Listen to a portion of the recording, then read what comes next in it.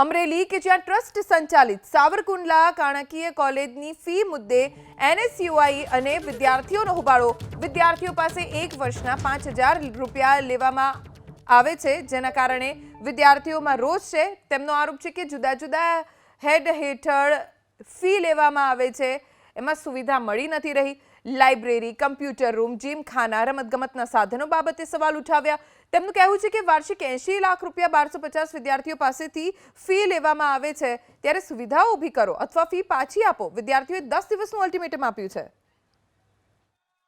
કોલેજમાં જે computer fee એ મોટા પ્રમાણમાં લેવામાં આવે છે, પરંતુ કોમ્પ્યુટરમાં અમને કદી લઈ નથી જતા અને એ જ રીતે લાઇબ્રેરીમાં પણ એવું જ હાલત છે। કંઈક લાઇબ્રેરીની ફી પણ મોટા પ્રમાણમાં લેવામાં આવે છે, પરંતુ લાઇબ્રેરીમાં પુસ્તકો એ હોતા નથી, અથવા તો મેગેઝિન અથવા તો ન્યૂઝપેપર એ પણ આવતા નથી।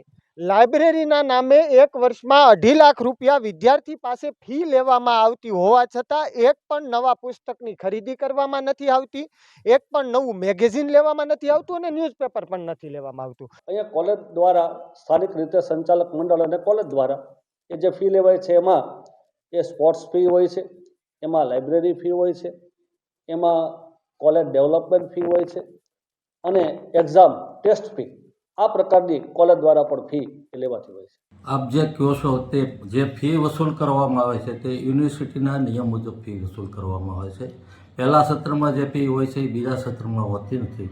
પહેલા સત્રમાં કે બીજા સત્રમાં બહેનોની ફી તો અમે લેવામાં આવતી જ નથી શિક્ષણ ફીની, કારણ કે એના નિયમ મુજબ અમે જે કાંઈ યુનિવર્સિટીના નિયમો હોય છે એ પ્રમાણે જ અમે ફી લઈએ છીએ।